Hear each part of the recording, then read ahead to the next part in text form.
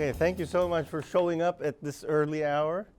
And I'll first tell you a little bit about my own story just so that you understand how I got introduced to this music that I'm going to talk to you about and how it relates to jazz in my own experience first, and then we'll see how far we make it as far as musical details are concerned.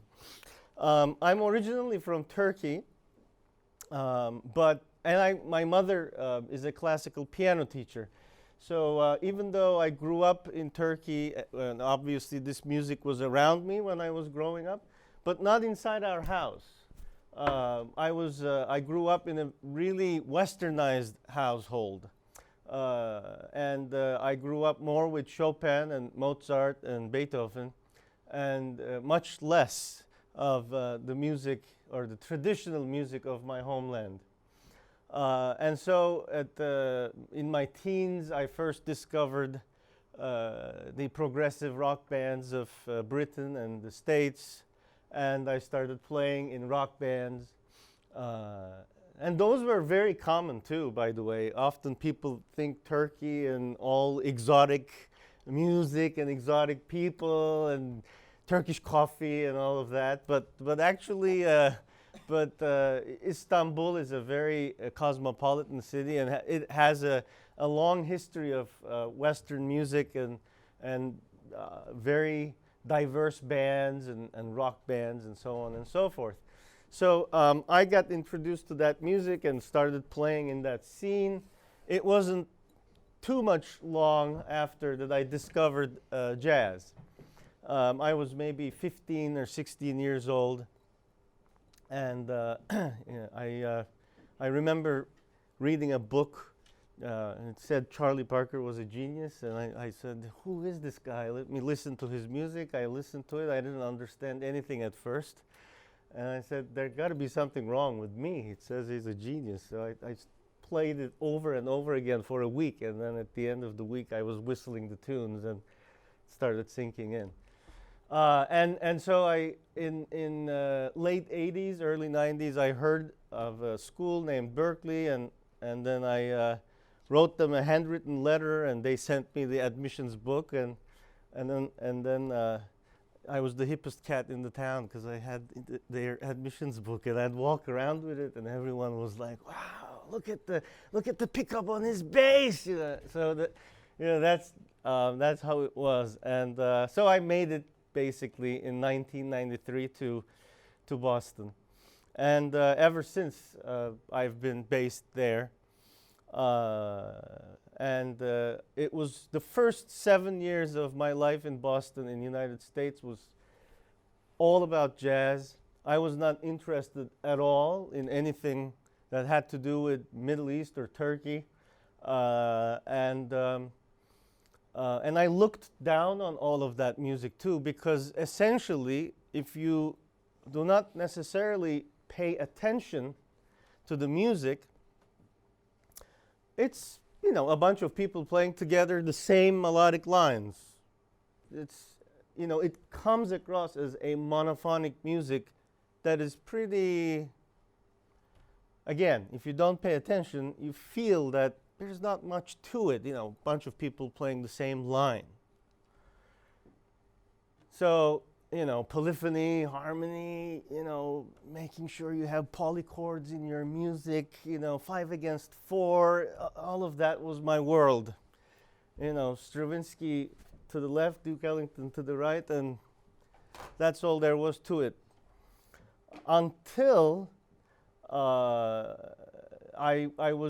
I did Berkeley, I did the master's degree at New England Conservatory, and at this point in time, I was playing in George Russell's band, and I was studying with Bob Brookmeyer for 2 years already. I don't know if you have heard of these names, but I mean, both of them were living jazz legends at the time, especially in jazz composition, and I was playing weekly with John Abercrombie. I mean, in other words, I was really hanging out with the best of the best in the jazz world.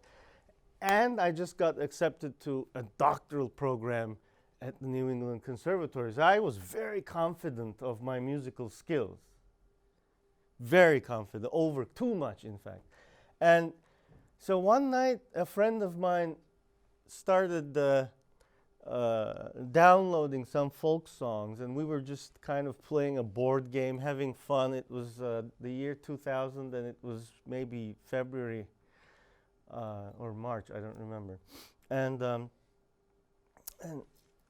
some songs started looping in the back. And at first, because of the words of the songs, he was playing a joke on us. It was a joke. He was, we were laughing. They were like, "Oh, come on! Why would you download that? Why would you know?" But because at the time MP3 technology was so slow that they would just keep downloading in loops, and no one cared to go stop the machine. Which meant about an hour or so later, certain filters were lifted. I was only subconsciously listening to the music. And then I noticed something in one of the songs. It was an 8-measure long folk song. 8 measures. I couldn't tell where the tonic was. I couldn't tell where the do was. And I started tuning in more and more and more. And eventually, I think something so substantial happened to me that night that at the time I couldn't really phrase it, but later I know what it was. After all that education, I couldn't hear the do, the tonic of a simple 8-measure long folk song of where I come from. That was actually very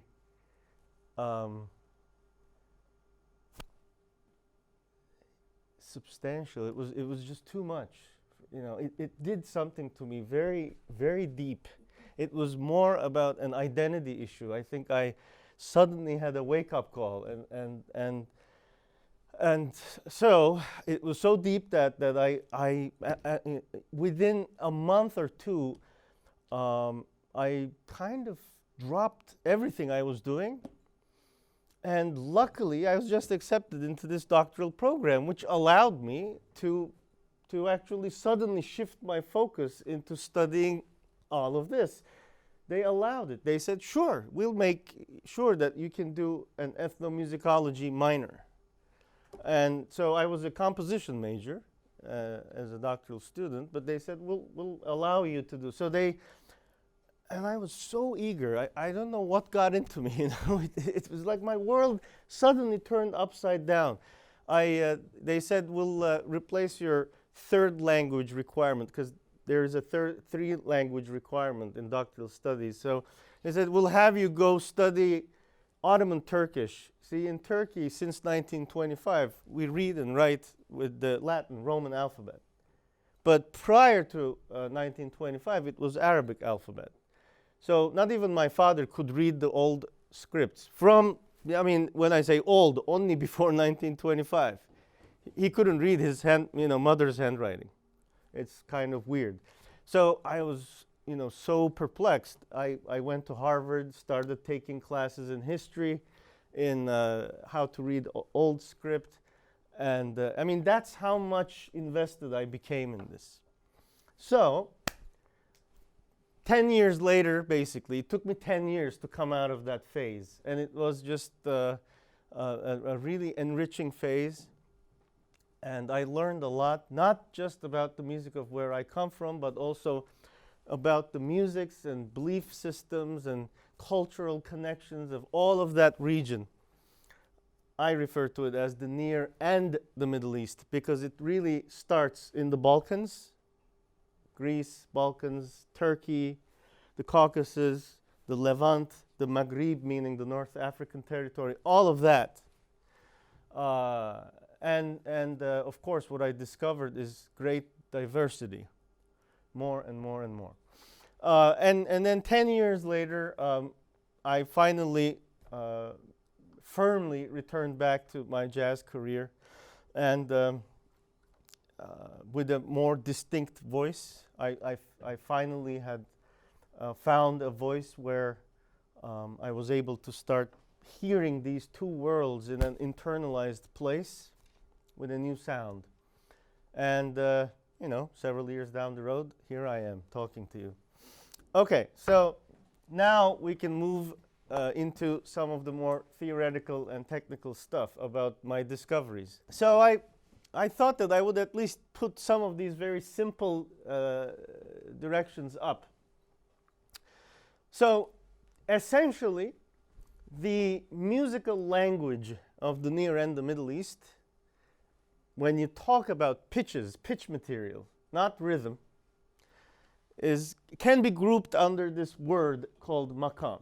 Okay, in Arabic they will spell it with a Q, so and they'll have a thicker pronunciation of it, maqam, like that.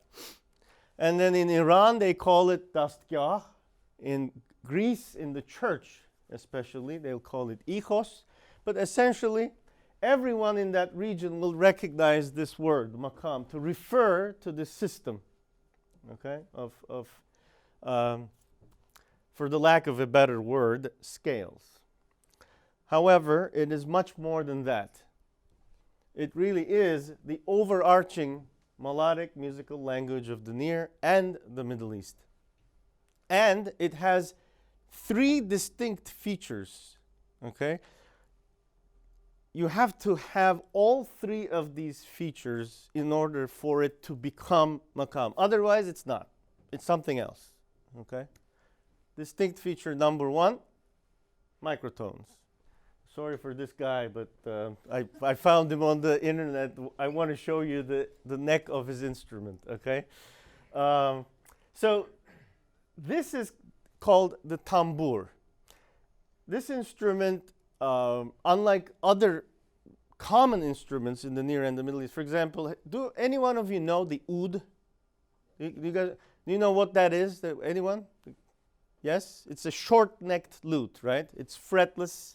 So this is a long-necked lute. I mean, look at that. To tune this thing is super crazy. Like, most people can't even reach the pegs unless they move the body to the side, okay? But the oud is short-necked, so you can tune it, you know, fairly quickly, etc. When you have a short neck, what do? You play across the strings, right? In this case, even though it has multiple courses, you play actually horizontally. All right, and the oud is a fretless instrument, so if you're trying to play microtones, you have to hear them first. Otherwise, where are they, right? But here you have a roadmap. It's laid out. This is the piano of Turkish music. So the other point I was making, I get sidetracked. The oud is common. You'll see it in Greece. You'll see it in Turkey. You'll see it in Syria. You'll see it all over Armenia. Everyone plays it. The tambur is specific in Turkey. You don't find it anywhere else but Turkey. It's a rare instance. Most of the instruments are shared, but there are a few exceptions like this. This is one. There's a reason for that, because the tuning system is very specific to Turkey. Now, that's where we get into the details of this thing. You know, we all like to make things practical. We say Middle Eastern music. That's not really a good thing if you really want to understand what's going on. Yeah, you don't really, when we teach Western music, we don't really equate, you know, style of Lully and Bach. They're very different. We make these distinctions very clearly, right? When we speak of, you know, West Coast jazz and East Coast jazz, we make these distinctions very clearly. They have to be made. And so is this, you know, in the music of the Near and the Middle East. It's the same musical language, but it has many different dialects. Okay? So the way the intonations are made of these microtones are very different, super different from Istanbul to Cairo or from Istanbul to Lebanon. So this is the Istanbul system. So look at that neck. Obviously, the frets is what I'm trying to show you. The distance of a whole step on this instrument is from here to here. That's a whole step from do to re. Do you see how many frets there in between, right? Same here. Do to re. So not only do you have, 5, 6 possible different microtones just from C to D, not 1, 5 or 6, they also vary from do to re to, fa to sol. They're different.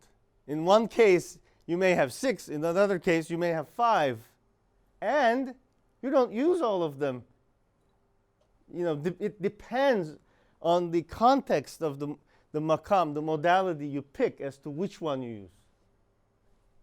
All right? Very involved.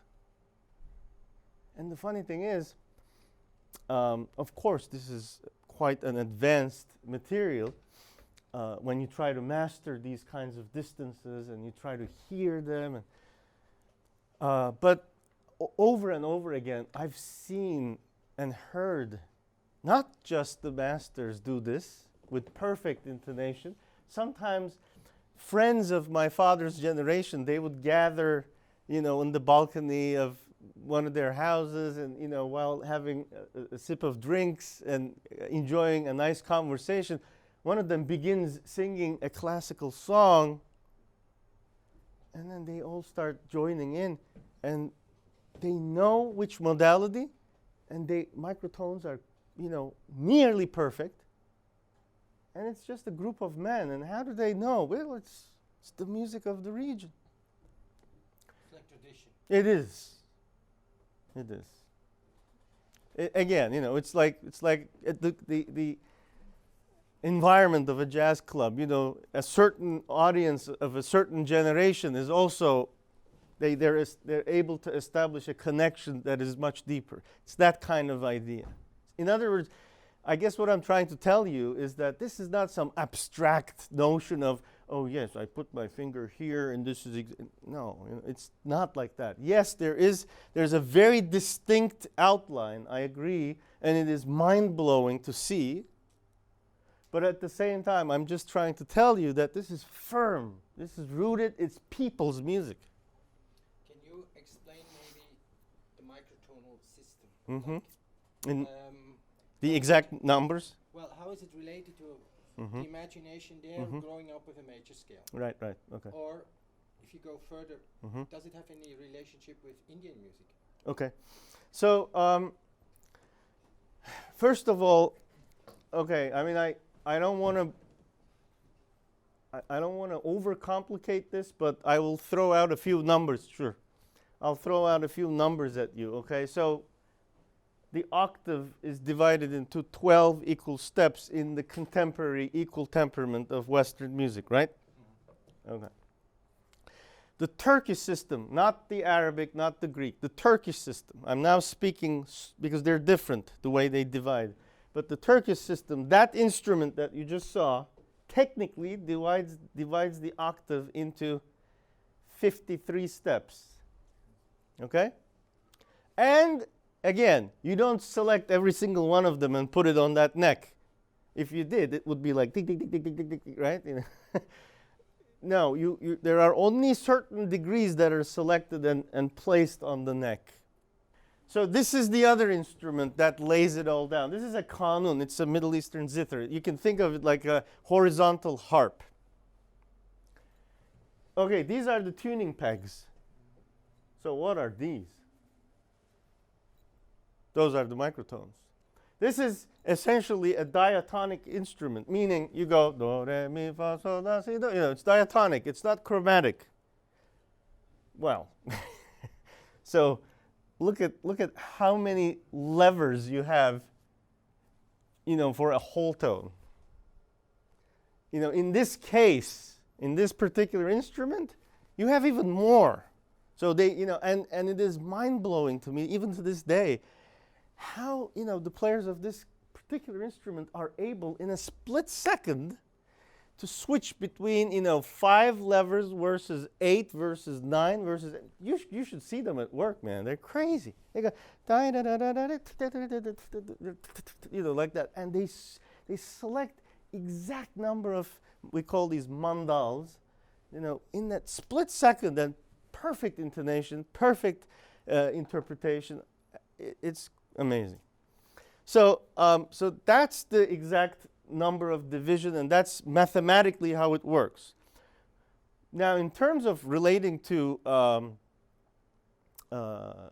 major scale and or Indian music, what I have understood as far as those relationships go is that if you purely look at the system, there's no way it should exactly match the equal tempered tuning. It just, it wouldn't be mathematically possible for 53 steps and 12 to match.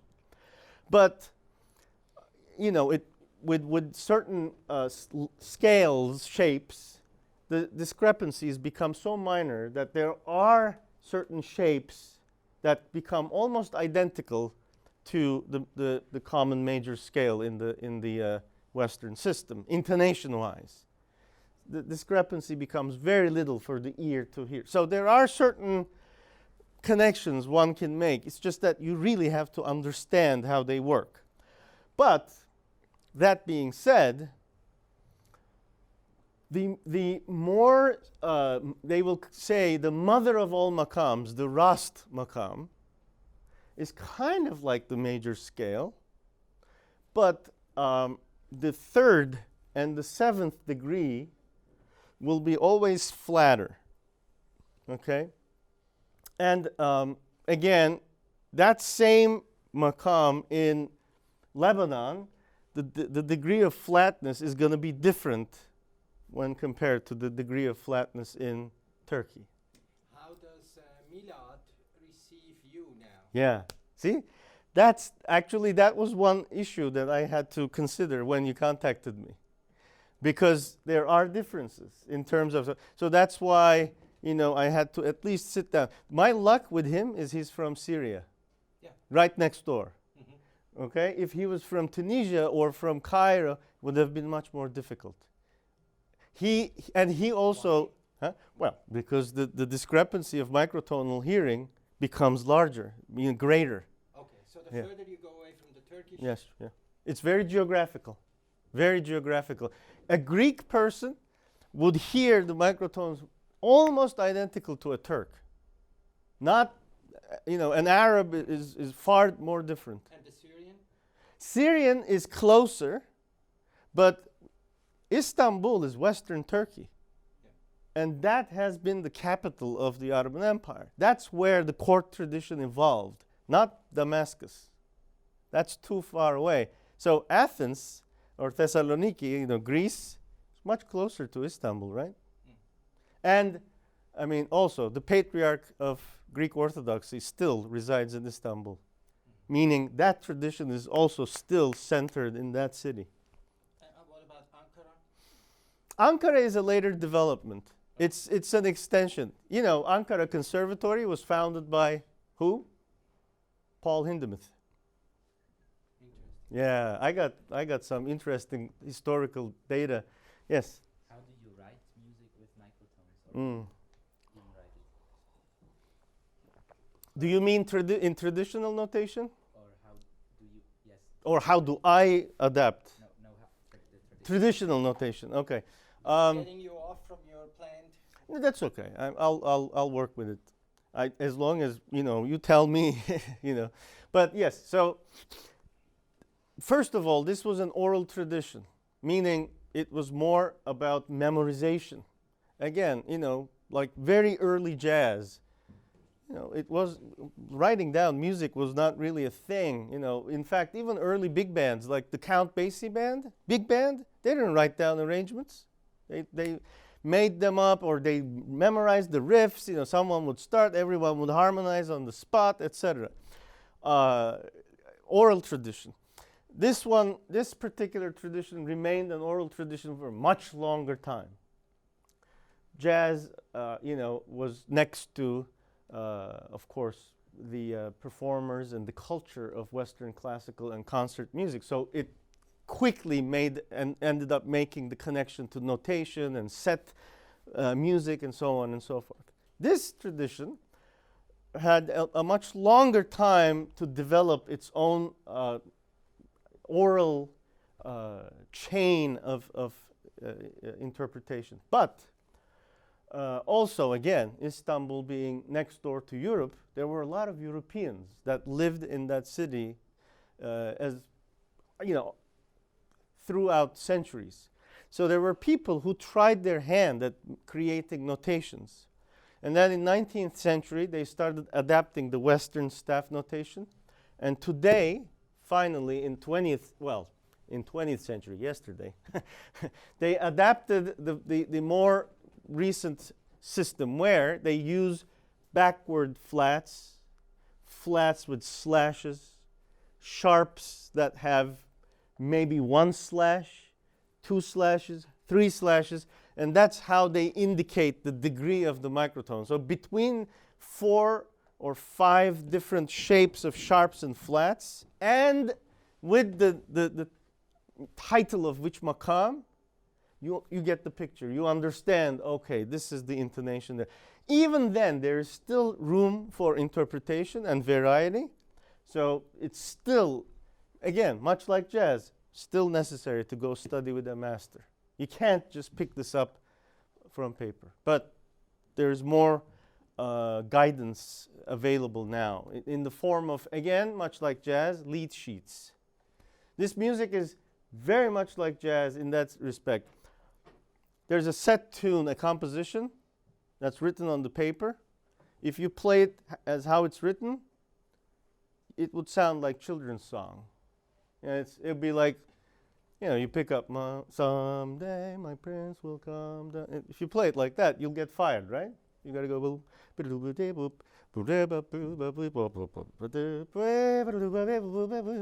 right? That's what's expected from you put your interpretation in the moment to the standard, right? So same thing. You're not supposed to play exactly what's written on the paper. You need to make it blossom. You need to add ornamentations and so on and so forth. So we spoke a bit about microtones. But then there are these 2 other distinct features for a maqam to work. First, in this system, people do not think 7 notes per octave. Okay? You don't think do, re, mi, fa, sol, la, si, do, re, mi, fa, sol. No. Instead, people think 4 or 5 note groups. They combine them, and that way, they don't have to repeat the same pitches per octave. So you can technically have a scale. You can go do, re, mi, fa, sol, sol, G, A flat, B, C, D, D, E flat, F, G. And these, you see now you have an E contrasting with an E flat registerly. It's like a sharp 9. Yeah, but they don't think like that. Yeah, they don't think like that. They don't think degrees of repetition. For example. Can you demonstrate? Yeah, I was just about to. So, say, with a morning voice, we'll do the best we can. Okay, let's say we put the do here. Let's say that's my do. Can you hum that for me as a pedal note?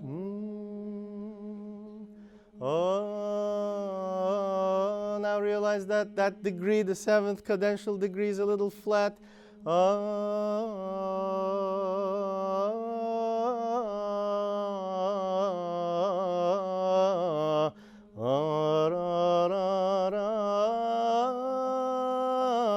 Here that the 3rd is a little flat too.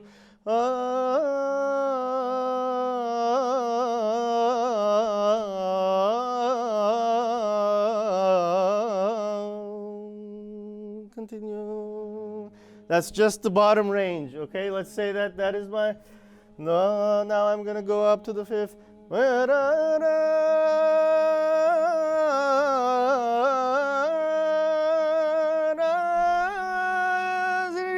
that's a flat seventh.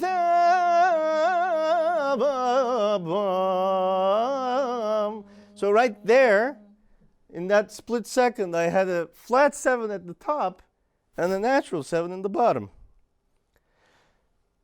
And that's a very common thing to do in this music, and they don't think of it as the same degree. It's not the same C. Imagine her Pomeroy. Right? So it's, and I mean, you find these, and this is like the most straight ahead version I can give you. Let me give you a more complicated, a modality that has a bigger paradox in itself, okay? So I'll just sing it first with, again, a drone, and then I'll explain. Let's put it here.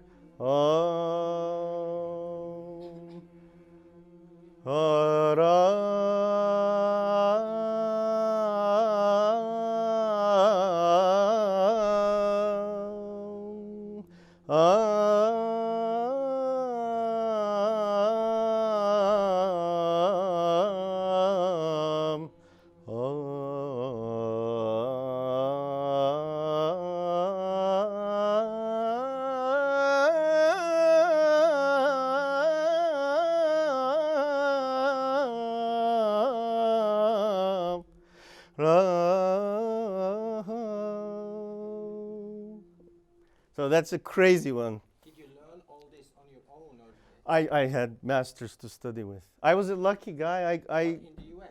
Yeah, the thing is, no, I made it back and forth too, but in the U.S. to begin with, and it was pure luck. I got this idea that I really wanted to learn this thing, right? So I come to NEC, and I swear to God, like 3 days into it, I walked up to the provost's office. I said, I want to learn Turkish music. They said, okay, we'll try and help you. They didn't know too at the time. Turns out the person who was one of the main ethnomusicologists, I didn't know this. His specialty, turns out, was Turkish music. I had no idea. That was because I was not interested in that, right? So turns out there was already a person, and mind you, an American, who was studying Turkish music for about 30 years at the time. But more importantly, he that year made a commitment to bring an exchange faculty from Istanbul Conservatory. And in my first doctoral seminar, this person sitting across from me on the table stood up and said, hi, my name is Nilgün. I came from Istanbul Conservatory. I'm exchange faculty. I was like, what? And I went in the break. I said, I beg you, please give me lessons. I started taking lessons twice a week, and the rest is history. And then, of course, every single time I would go back home, I would start seeking masters of certain instruments, and I couldn't help it. I started picking instruments up, playing, learning, and it's just a whole period of a lot of different things that just happened one after the other. Yeah. So that's how it started working out for me at the time. You have about 5 more minutes. Okay, let's take a question or so. Like, what is the... Oh, the third one. Yes, okay. All right, and that's the craziest one because I think it makes the least sense amongst those. Because microtones, you understand. And now I'm able to demonstrate how the mind works with these 4 or 5 note groups, But then this, a predetermined melodic path? What the hell is that? So you can have a maqam that has exactly the same microtones, exactly the same group of notes in a scale. But if the tradition tells you that you have to start exploring that maqam from top and then go descend to the bottom and do that again and again and again, versus start in the bottom, slowly, very slowly over the course of 3 minutes, go to the top, and then for about a minute go back to the bottom and do a cadence. They're considered 2 different maqams. almost like the blues. Yeah, in a way, because the blues has a similar shape, right? This is the one feature, however, that is much more like raga, that I would say. So, because in Indian raga, microtones are there, but they're not defined. There's not a system where a master will sit you down and say, no, you put your finger on the 4th fret, not the 5th. There's not that. They're there only orally, like the blues again. The blues has, the blue notes are microtonal. That's why we fake them on the piano, right? We go ping, king, king, like Monk, right? Or Ellington. And there's great variety in that too. The Mississippi intonation of the blue note is different versus the delta, etc., right? But in Turkish music or Arabic music, they're defined, they're exact. People have figured out how they're supposed to work. They mapped it out. They had enough centuries to nail it down. But Indian music, but when you come to this, it's exactly the same. So for example, if I was to demonstrate again, it is considered one type of maqam. If you start in the bottom, you go, like I did a minute ago, I went, da, da, da, da, da, da, da, da, da, da, and I started in the bottom, and then I slowly make an ascent. I would really take my time, by the way, but I'd go next to Ram, Baram, next,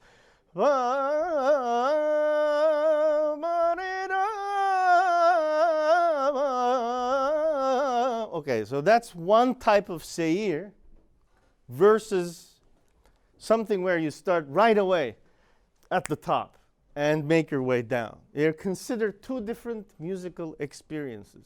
Therefore, two different maqams. This is like a lifetime. Of mastery, yeah. Because you have, between these three different possibilities, you have as many as 400 or 500 maqams. Yeah. So no one can really master the tradition unless they spend a lifetime. Yeah. So mine was 10 years, and we're always students, aren't we?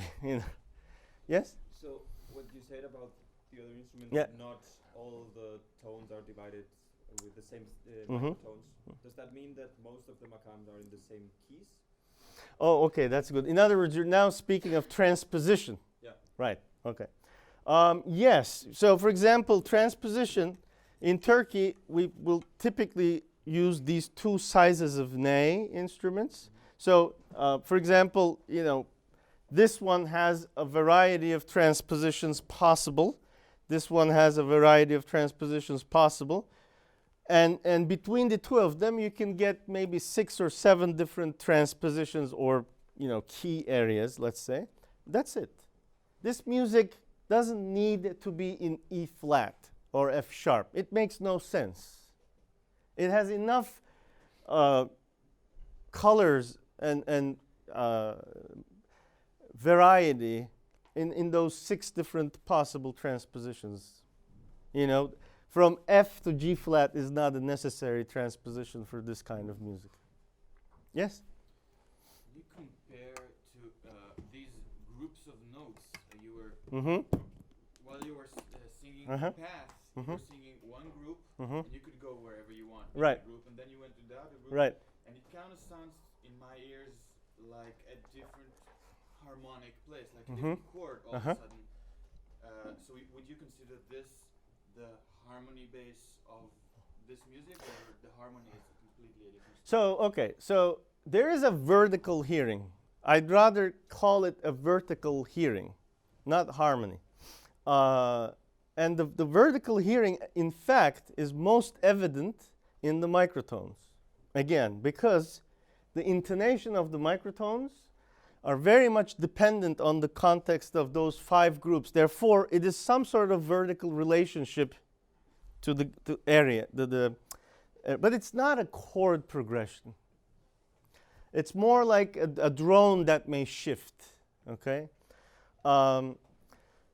Now, when you start moving in those different registers and you start doing modal modulations and so on, there are multiple possibilities of vertical relationships, and I think that's when it becomes more rich and more complex. And I think that's where the trick lies, because what happens often is that if one person knows one of these musical languages more so than the other, so let's say jazz and traditional Turkish music, then their relationship to only one of those possible musical languages is greater, and therefore they kind of appropriate the harmonic or the vertical hearing. And so it ends up being not as rich as what the monophonic line really is after. So it takes, I think, a more bimusical person, meaning someone who has like a bilingual, like you speak the two languages equally well, to be able to really comprehend the richness of the both. So that's where we go back to that lifetime of study. To internalize two musical languages takes a long time. So I think that's part of the answer. Okay, I guess we have to go on. Thank you very Okay. much. That was very inspiring. Sure. Thank you.